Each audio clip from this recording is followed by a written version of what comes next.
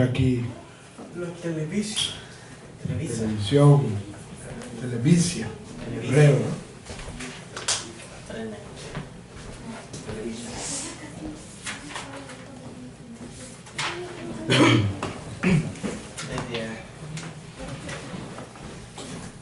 por acá, más acá, ahí está.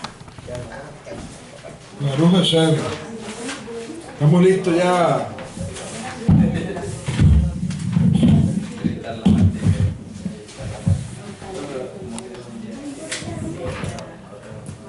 Bueno, bendito el Eterno que nos permite reunirnos una vez más. Este comienzo del tercer día de la semana. Comienzo del tercer día de la semana del calendario hebreo, martes en la noche. Saludamos a todos los hermanos que están acá, han hecho su esfuerzo para venir el día de hoy. Amén. Y a aquellos hermanos que estarán conectados con nosotros a través de los videos que estamos grabando. Enviamos también bendiciones a cada una de las personas que puedan ver estos videos. ¿Okay? Hoy estaremos estudiando otro del pensum de Kiruf. ¿Okay? Otro tema del pensum de Kiruf, que es un tema que tiene como propósito tratar de alcanzar a las personas el conocimiento de la Torah y de las raíces hebreas de la fe. ¿Okay? Como ustedes pueden apreciar en sus pantallas, en la pantalla mejor dicho, no en sus pantallas, sino en la pantalla, el tema que vamos a tratar hoy lo hemos titulado Tiempos Proféticos. ¿Okay? El propósito de este mensaje, de esta enseñanza, de este tipo de conferencia, es, en primer lugar, mostrarle a cada uno de los creyentes el tiempo profético que estamos viviendo, que está viviendo nuestra generación. ¿Okay? Eso en primer lugar. ¿Okay? El propósito es mostrar los tiempos proféticos que nos han alcanzado. ¿Okay? Y en segundo lugar, el propósito de esta conferencia es también mostrar que parte del cumplimiento de esa profecía que está ocurriendo en nuestra generación es el despertar de muchas personas por la Torah. ¿Okay? Porque este despertar que hemos experimentado todos nosotros no es una moda teológica. No es que se ve bonito usar una kippah, colocar una bandera de Israel, colocar indumentarias judías, ¿okay? No, esto no es una moda teológica, como muchas veces ocurre en diferentes modas, en diferentes congregaciones. ¿Okay? Lo que está ocurriendo en nosotros es el cumplimiento de una profecía. ¿Okay? Y como cumplimiento de una profecía, entonces eso nos hace entender que estamos viviendo tiempos especiales, tiempos proféticos maravillosos, que tenemos que enseñarle estas verdades a muchas personas. ¿Okay? Ese es el propósito de esta conferencia. Cuando ustedes vayan a dar esta conferencia, la oportunidad que Hashem nos permita, entonces tratar de enfatizarse en esos dos aspectos importantes. De todos modos, estas diapositivas nos van a permitir ir desarrollando el tema de esa manera, ¿okay? De poder enseñar estos aspectos de esa manera. ¿Okay? Hay un texto que es sumamente importante, que se encuentra en la primera carta de Kefa, capítulo 1, verso 16 al 21. ¿Okay? Primera de Kefa, o primera de Pedro, capítulo 1, verso 16 al 21. Está escrito allí lo siguiente: porque no os hemos dado a conocer el poder y la venida de nuestro Señor Jesús Mashiach, siguiendo fábulas artificiosas. Déjame hacer una aclaración antes de eso. Si no es primera de Pedro, es segunda de Pedro. Si pueden revisar a ver, porque a veces cuando uno está tipeando comete ciertos errores en el tipeo. ¿Okay? Si no es primera de Pedro, es segunda de Pedro. Vamos a tratar de verificarlo en Mishnah Netzarita, nuestro código real. El texto, a ver si está bien. ¿Okay? Segunda de Pedro. ¿Okay? Un error aquí en el tipeo de esta diapositiva. Entonces es segunda de Pedro, capítulo 1, verso 16 al 21. Entonces, ¿cómo dice el texto? Mira lo que dice. Un texto muy importante. Mira lo que dice. Porque no os hemos dado a conocer el poder y la venida de nuestro Señor Yeshua Mashiach, siguiendo fábulas artificiosas, sino como habiendo visto con nuestros propios ojos su majestad. Pues cuando Él recibió de Elohim Padre honra y gloria, le fue enviada desde la magnífica gloria una voz que decía: este es mi Hijo amado, en el cual tengo complacencia. Y nosotros oímos esta voz enviada del cielo, cuando estábamos con Él en el Monte Santo. Tenemos también la palabra profética, que es más segura, a la cual hacéis bien en estar atentos como una antorcha que alumbra en el lugar oscuro, hasta que el día esclarezca y el lucero de la mañana salga en vuestros corazones, entendiendo primero esto, que ninguna profecía de las Escrituras es de interpretación privada, porque nunca la profecía fue traída por voluntad humana, sino que los santos hombres de Elohim hablaron siendo inspirados por la Ruach HaKodesh. ¿Okay? Como siempre decimos, esta enseñanza la damos bajo la autoridad del cielo, bajo la autoridad de nuestro santo maestro Yeshua Mashiach, y bajo la autoridad de nuestro Rabí Dan, que la paz sea sobre él y sobre todo Israel. De este texto podemos destacar varias cosas que son sumamente importantes, ¿okay? Que ustedes pueden destacar en una conferencia como esta. En primer lugar, Kefa nos llama la atención y nos dice que el mensaje de la redención que ellos están anunciando no es una fábula, no es un cuento, ¿ok? No fue algo que a ellos le contaron y que escucharon por allí. Ellos están dando este mensaje de redención porque ellos dicen: nosotros fuimos testigos presenciales, ¿ok? Nosotros fuimos testigos presenciales.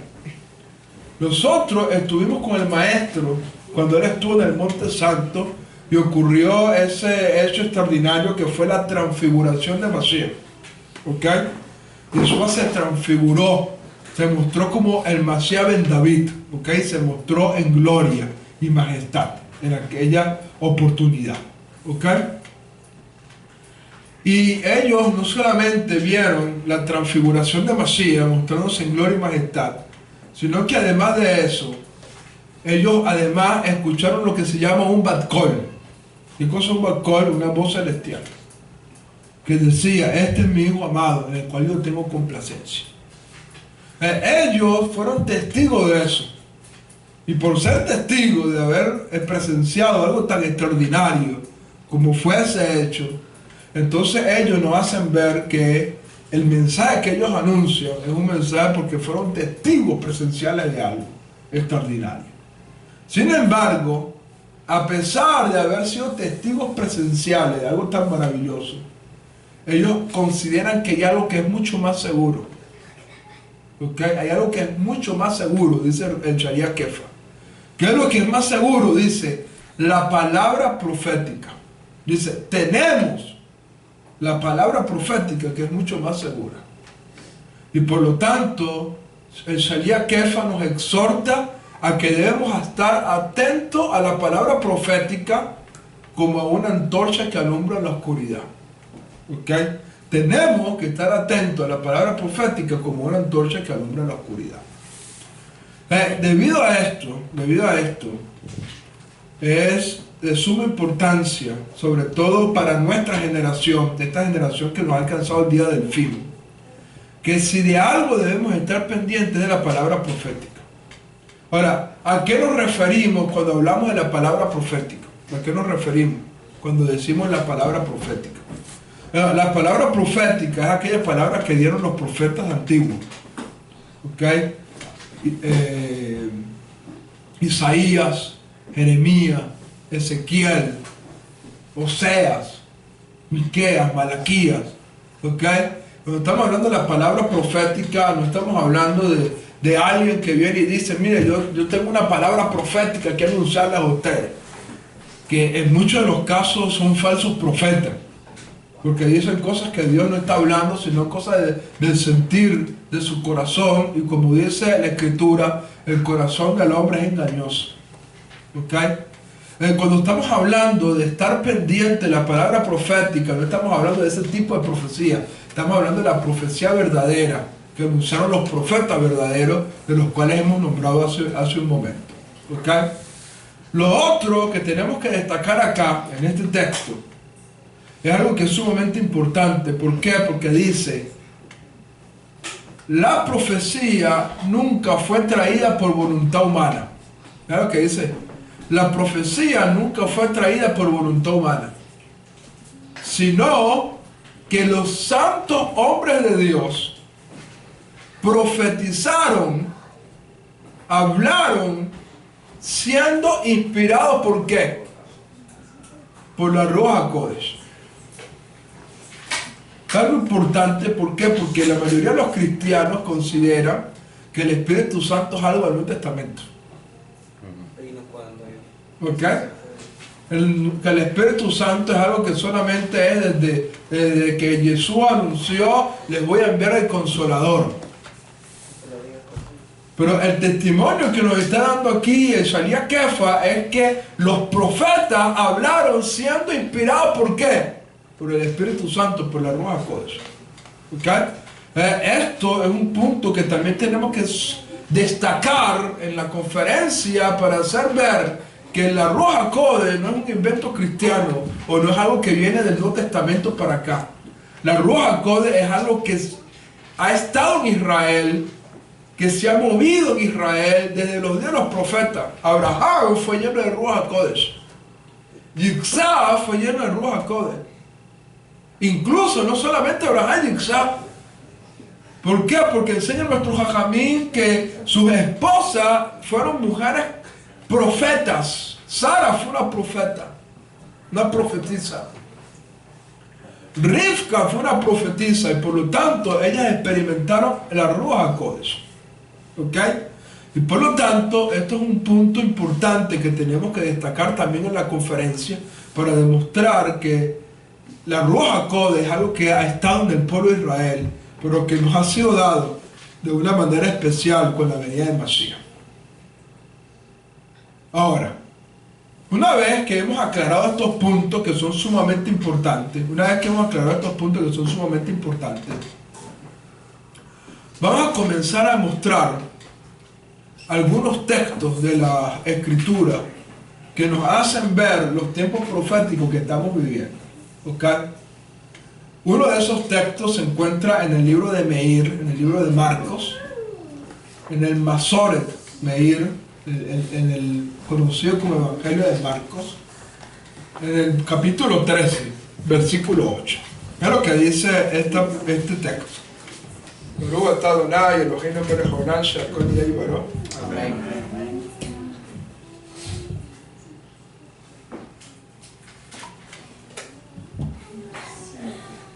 Es lo que dice el Masor de Meir. Porque se levantará nación contra nación y reino contra reino. Y habrá terremotos en muchos lugares. Y habrá hambre y alborotos. Principio de dolores son estos. Es decir, que la generación que va a presenciar la venida de Mashiach va a haber ciertas señales. ¿Cuáles son estas señales? Dice aquí, se levantará nación contra nación. Bueno, eso es algo que desde que Caín mató a Abel ha ocurrido en la humanidad. ¿Ok? Las guerras y eso nos ha acompañado durante toda nuestra historia como seres humanos. ¿Ok? Pero sin embargo, se nos anuncia de que los conflictos bélicos van a ser cada día más fuertes. ¿Ok? Y esto es algo que está ocurriendo en nuestra generación. ¿Ok? Por ejemplo, algunos hablan de que ya comenzó lo que pudiera llamarse la Tercera Guerra Mundial, y de eso hablaremos un poquito más adelante, ¿ok? Pero cuando cito este texto quiero enfatizarme en lo que he puesto en mayúscula. Dice, habrá terremotos en muchos lugares. Vamos a ver algunas estadísticas, algunos datos importantes que no están actualizados, ¿ok? Al momento de hacer esta diapositiva, hace casi un año atrás, luego de hacer este material han venido ocurriendo otros fenómenos importantes, ¿ok? Pero vamos a citar algunos fenómenos importantes.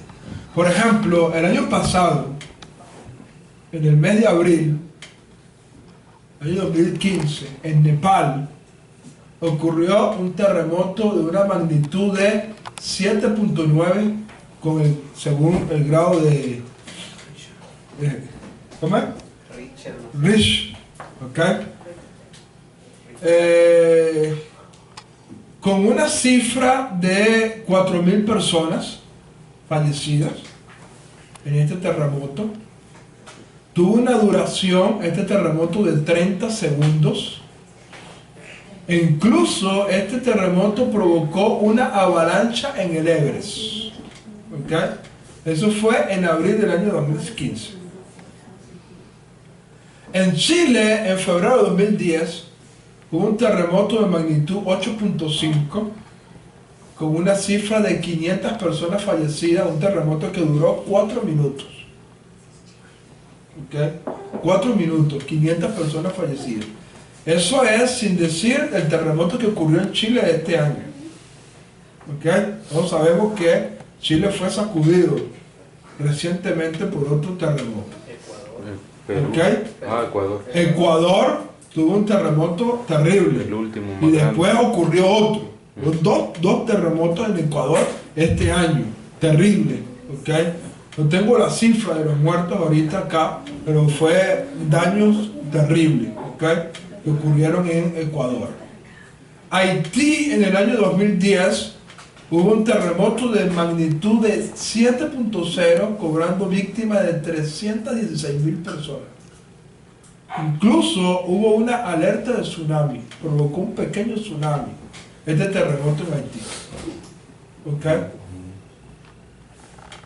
Y por lo tanto, esto nos hace ver que aquella palabra anunciada por nuestro santo maestro Yeshua Mashiach se está cumpliendo de una manera acelerada en nuestra generación.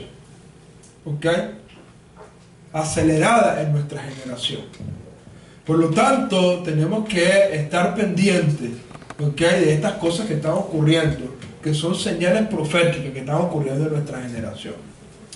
Otro texto importante que nos hace ver algunas señales proféticas que se están ocurriendo en nuestra generación es Mateo capítulo 24, versículo 7. Dice así el texto: porque se levantará nación contra nación y reino contra reino, y habrá pestes y hambres y terremotos en diferentes lugares. ¿Okay? Texto muy parecido al texto anterior, pero en este texto quiero destacar el tema de las hambres, de la hambruna, ¿okay?, sin destacar el tema de la peste, que es un fenómeno que está ocurriendo en nuestra generación de una manera terrible. ¿Okay? ¿Cuántas enfermedades están ocurriendo hoy en el mundo entero? ¿Okay? El ébola, por ejemplo, el Zika, el nuevo que se llama ahorita, hay un virus nuevo que no recuerdo ahorita el nombre, ¿okay?, la chikungunya, y muchísimas otras enfermedades que han ocurrido. Eso sin tocar el tema de las pestes. Pero dice aquí, y subrayé y coloqué en mayúscula, el tema del hambre. ¿Okay? Aquí hay un dato. 805 millones de personas en el mundo están padeciendo hambre. 805 millones en el mundo. De esa, el 67% de la población en África pasa hambre. Yo creo que todos estamos familiarizados, todos alguna vez hemos visto las terribles imágenes de niños desnutridos en África. Imágenes que mueven y conmueven el corazón de cualquier persona. ¿Okay? Eso está pasando hoy en pleno siglo XXI, cuando nuestra generación está gozando de adelantos tecnológicos extraordinarios, cuando nuestra generación está haciendo cosas extraordinarias científicamente. No hemos logrado resolver el problema del hambre en nuestra generación. ¿Okay? Y por lo tanto, esto es una señal profética importante que hemos estado hablando. De hecho, el texto anterior, que también hablaba de hambre, dice que habría alborotos en diferentes lugares. Y no, cuando leí ese texto, no pude dejar de pensar en la situación que está viviendo ahorita Venezuela. ¿Okay? Donde hay saqueo y cosas por causa de la hambruna que está ocurriendo en estos momentos en mi nación. ¿Okay? Todas estas son cosas proféticas que son necesarias que ocurran. ¿Okay? Son cosas proféticas que son necesarias que ocurran. En Lucas capítulo 21 versículo 11 está escrito lo siguiente: que habrá grandes terremotos en diferentes lugares, hambre y pestilencia, y habrá terror y grandes señales en el cielo. Grandes señales en el cielo.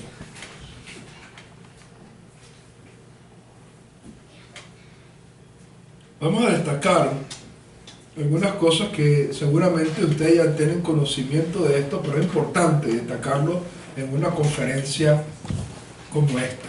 Dijo el profeta Joel, capítulo 2, versículo 31. El sol se convertirá en tinieblas y la luna en sangre, antes de que venga el día grande y espantoso de Hashem. Esto es lo que dice el profeta. El sol se convertirá en tiniebla y la luna en sangre, antes de que venga el día terrible de Hashem. Bueno, aquí hay unos fenómenos importantes, ¿ok? En el año 2014 y el año 2015, en la festividad de Pesach, ¿ok? En la festividad de Pesach, que acaeció el 15 de abril del año 2014, ocurrió el fenómeno de una luna roja, ¿ok? Ese mismo año 2014, en la fiesta de Sukkot, el 8 de octubre del año 2014, ocurrió otra luna roja. ¿Okay? El 29 de Adar y 1 de Aviv del año pasado, ocurrió también un eclipse donde se colocó el sol negro, o sea, se oscureció el sol, un eclipse solar. Como dice el texto, el sol se convertirá en tiniebla y la luna en sangre. El año pasado, en el año 2015, en la festividad de Pesach también, el 4 de abril de 2015, hubo un eclipse y la luna se puso roja. Y en Sukkot, el Sukkot pasado, el 28 de septiembre del año 2015, comenzando la festividad de Sukkot, se colocó también la luna roja. Es decir, tenemos 4 lunas rojas y en medio de esas 4 lunas rojas tenemos un eclipse solar donde el sol se convirtió en tiniebla. ¿Okay? Esto es algo que tiene que llamar nuestra atención. Esto no ocurría, un fenómeno así no ocurría desde el año 74. ¿Okay? Hace más de 40 años, creo yo. ¿Okay? No ocurrió un fenómeno como este. Y vino a ocurrir en esta festividad, marcándonos una señal importante. ¿Okay? Otro texto importante se encuentra en Lucas, Gilel, capítulo 17, versículos 27 y 28. ¿Okay? Mira lo que dice el texto. Como fue en los días de Noa, también será en los días del Hijo del Hombre. Comían, bebían y se casaban y se daban en casamiento, hasta el día en que entró Noa en el arca y vino el diluvio y los destruyó a todos. Así será en la generación previa a la venida de Mashiach. ¿Qué datos importantes podemos destacar con respecto a los días de Noa? Respecto a los días de Noa. Porque aquí dice, se casaban y se daban en casamiento. ¿Acaso el matrimonio no es algo que fue establecido desde tiempos antiguos y la humanidad ha venido casándose? ¿A qué tipo de casamiento se refiere el tema de los días de Noa? Hay dos puntos importantes. Número uno, en Génesis capítulo 6, dice que los hijos de Dios vieron que las hijas de los hombres eran hermosas y las tomaron para sí. Y eso no le gustó a Hashem. Si interpretamos el término hijos de Dios como los creyentes, como personas que buscan a Hashem, y las hijas de hombres como personas que no buscan al Eterno, usando un término quizás muy conocido en el cristianismo como creyentes y mundanos, antes de que venga la manifestación del Mashiach, muchos creyentes estarán casándose con yugos desiguales, con personas que no guardan la fe, como ocurrió en los días de Noa, según lo que está escrito en Génesis capítulo 6. Otra de las cosas es, aquí está el texto, y se corrompió la tierra delante de Dios y estaba la tierra llena de violencia. La violencia es algo que caracterizó los días de Noé. Y miró Dios la tierra y aquí que estaba corrompida, porque toda carne había corrompido su camino en la tierra. Y dijo Dios a Noé, he decidido el fin de todo ser, porque la tierra está llena de violencia a causa de ello, y aquí que yo destruiré la tierra. Entonces, aquí vemos dos factores importantes. Número uno, se corrompió toda carne. Se corrompió toda carne. Y hubo violencia. Vamos a ver estas imágenes. Aquí tenemos las imágenes de un atraco a pistola, algo que vemos en los países, sobre todo latinoamericanos, el pan diario de todos los días. Peleas de jóvenes y la gente lo que hace es grabarla y aplaudirla, nadie se para. La gente lo que hace es grabarla. Corrupción. Aquí vemos la imagen de un policía ahí haciéndose loco mientras agarra el dinero. Y aquí tenemos la imagen de la Casa Blanca, pero no tan blanca como de costumbre, sino con los colores del arco, del pacto, pero no porque esté recordando el pacto de Hashem, sino porque está celebrando el matrimonio gay en los Estados Unidos, que es permitido ahora. Entonces, estamos viendo cómo nuestra generación está viendo cosas que se asemejan a la generación de los días de Noé. Corrupción, violencia, homosexualidad. En estos días, revisando el Facebook, vi algo que no sé si es cierto. A veces en el Facebook se publican cosas que son inventos, pero no sé si es cierto.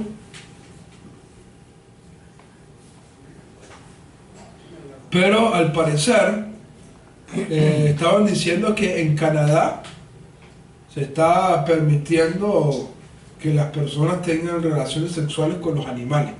Sí, casi, parece, ¿no? Pedofilia. No. Bestialismo. Zoofilia.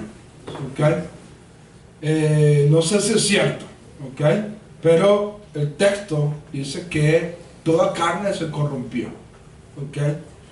Y esto es algo que va a ocurrir en nuestra generación. Son cosas importantes que tenemos que estar pendientes, que nos hacen entender los días proféticos que nos han venido tocando vivir a nuestra generación. Ahora, miren esta señal, Lucas capítulo 21, verso 24. Lucas, Hillel, capítulo 21, versículo 24. Está escrito ahí lo siguiente. Y caerán a filo de espada,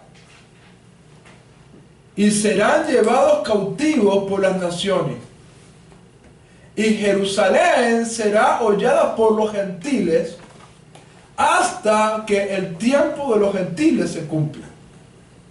¿Ok? Yeshua está anunciando que iba a ocurrir con sus discípulos y anuncia en eso de que Jerusalén sería hollada por los gentiles hasta que el tiempo de los gentiles se cumpla. Y en ese mismo texto de Lucas capítulo 21, más adelante, Yeshua dice estas palabras: no pasará una generación que vea estas señales hasta que venga la venida del Hijo del Hombre.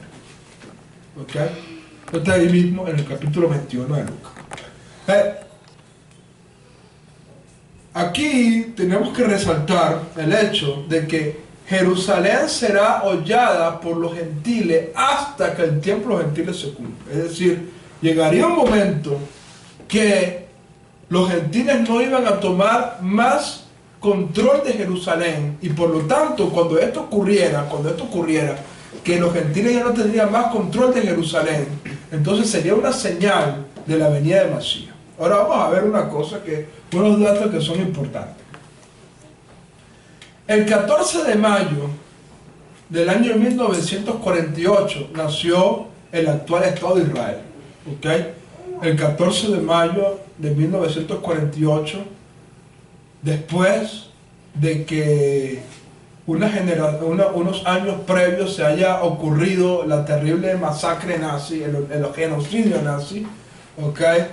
Entonces, el 14 de mayo de 1948, las Naciones Unidas decretan el nacimiento del Estado de Israel. ¿Ok? Eso fue el 14 de mayo. El 7 de junio del año 1967, aquí coloqué un 0, esto es un error, es 1967, Israel recupera Jerusalén. ¿Por qué? Porque cuando las Naciones Unidas establecieron el nacimiento del Estado de Israel, no incluía a Jerusalén en los territorios dados a Israel. No fue sino hasta el 7 de junio del año 1967 que, después de la famosa guerra de 6 días, Israel, en su ofensiva, en su respuesta a esa guerra, logró tomar control de Jerusalén el 7 de junio del año 1967. ¿Ok?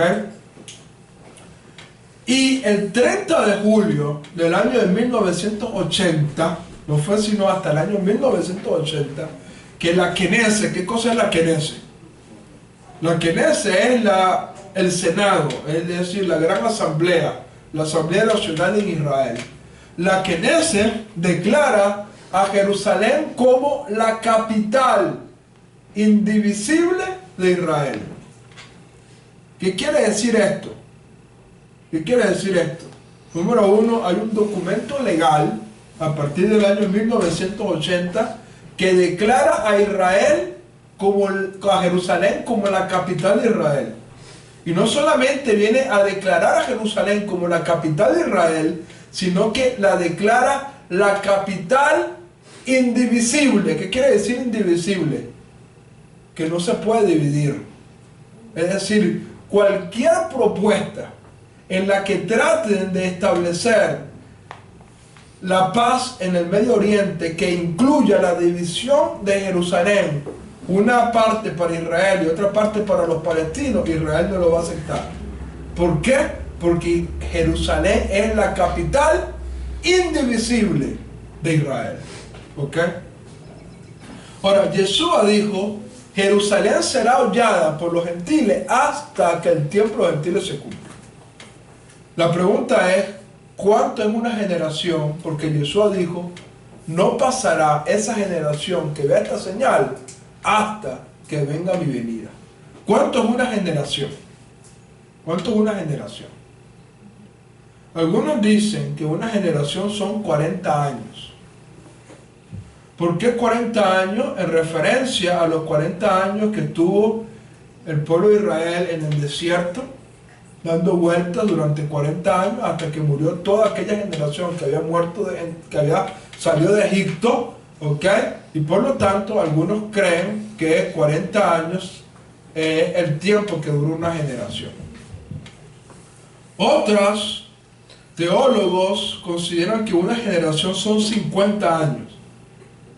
¿Por qué 50 años?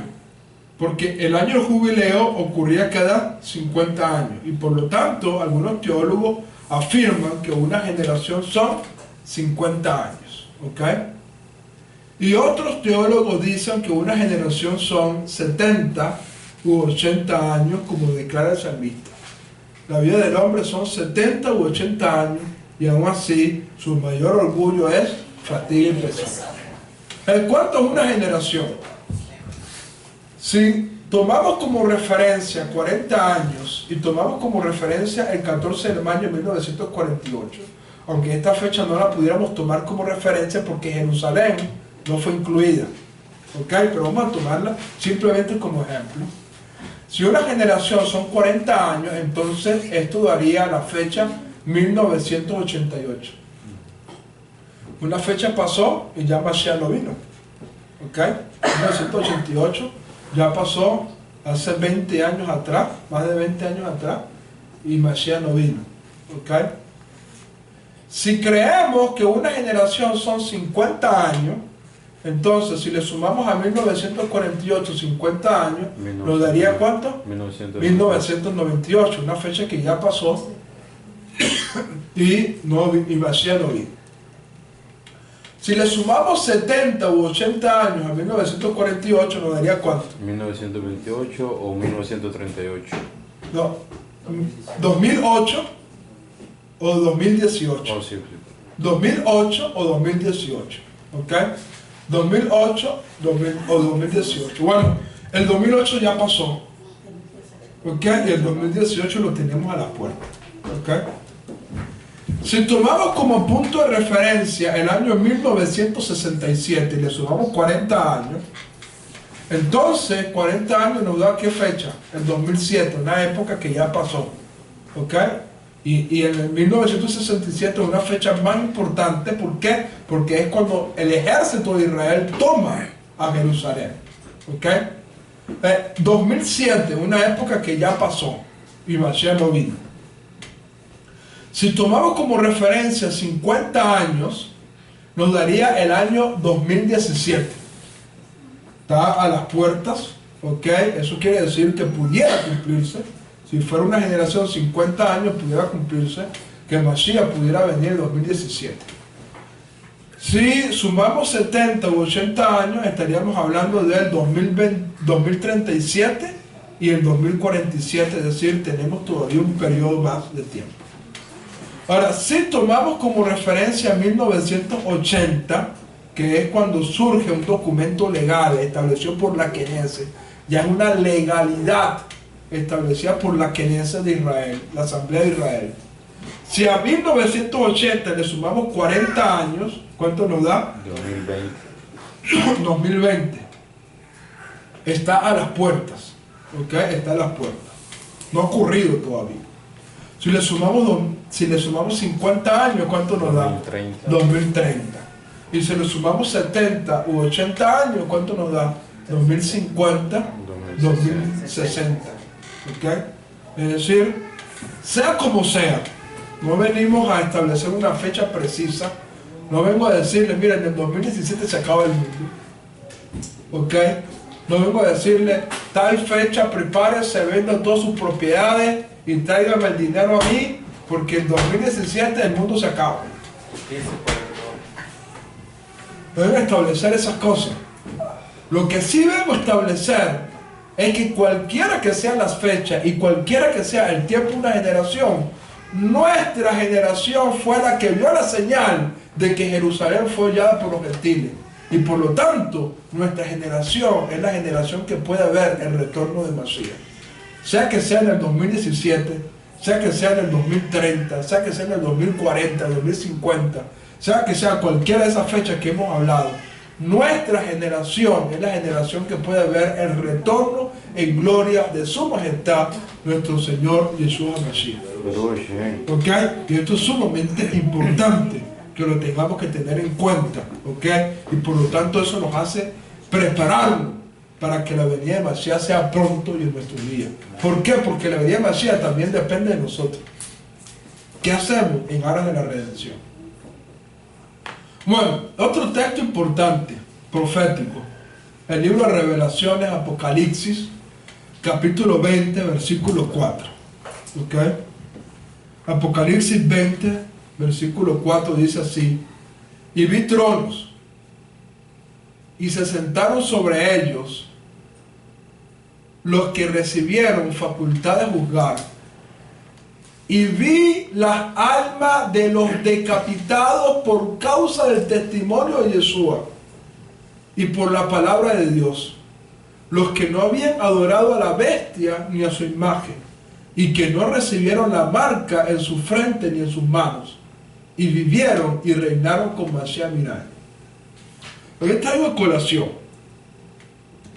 porque aquí nos está hablando este texto de decapitados. ¿Qué cosa es decapitado? ¿Qué cosa es decapitar? Cortar la cabeza. Cortar la cabeza.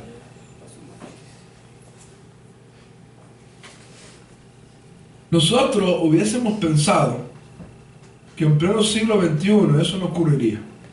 Decapitado. Eso era para la época de los cruzados, en la Edad Media.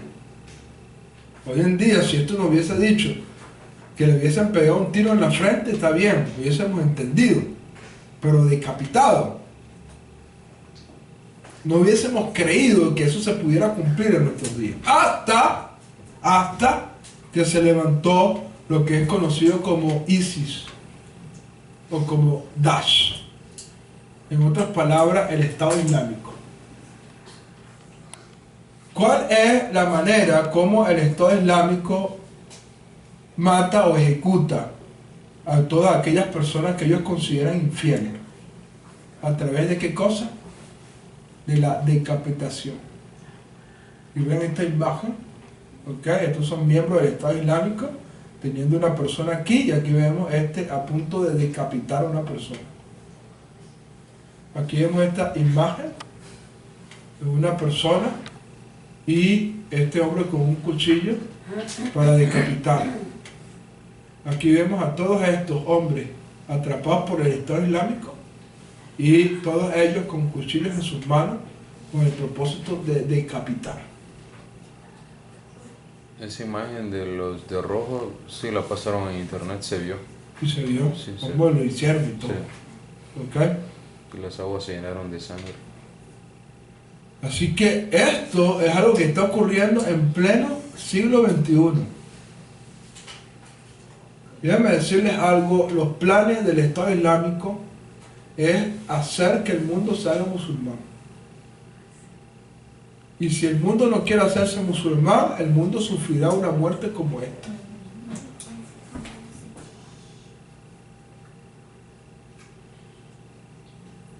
¿Y qué está ocurriendo?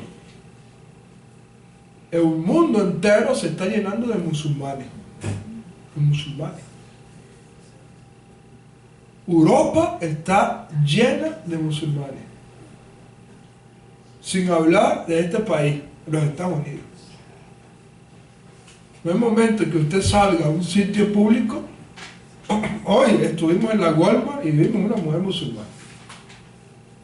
En mi país, Venezuela, ya es común ver a un musulmán todos los días en la calle. Cosa que no se veía antes. Ahora es lo más común ver un musulmán en la calle. Y el Islam está creciendo en número en los países con un propósito: tomar el poder de esos países a través de las elecciones. Recientemente ganó en Londres el primer alcalde musulmán. No lo sabía. Esto fue hace unos meses atrás. En Londres ganó el primer alcalde musulmán. Y por lo tanto, las cosas que se están ocurriendo, fíjense, ISIS causó una migración árabe enorme a Europa recientemente por causa de estas matanzas. Muchos árabes cristianos sirios fueron a las puertas de Europa pidiendo que les permitieran, porque ISIS los estaba matando. Y muchos de los países, por las razones humanitarias, abrieron sus puertas para que entraran. Pero resulta que no solamente entraron, cristianos sirios. Entraron muchos musulmanes camuflajeados de ISIS, entraron a Europa. Con esa cantidad de millones y millones de migrantes que fueron a Europa pidiendo refugio por causa de estas matanzas.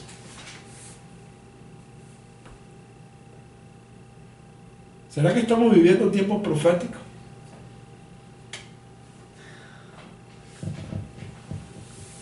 Mira lo que dice Romanos capítulo 11, versículo 12 y Romanos capítulo 11, versículo 15. Y en esta parte de la conferencia, ustedes tienen que tocar un poco el tema de la restauración de Israel. ¿Ok? Dijo Ras Shaul: si la transgresión de Israel es la riqueza del mundo y su defección la riqueza de los gentiles, ¿cuánto más será su plena restauración?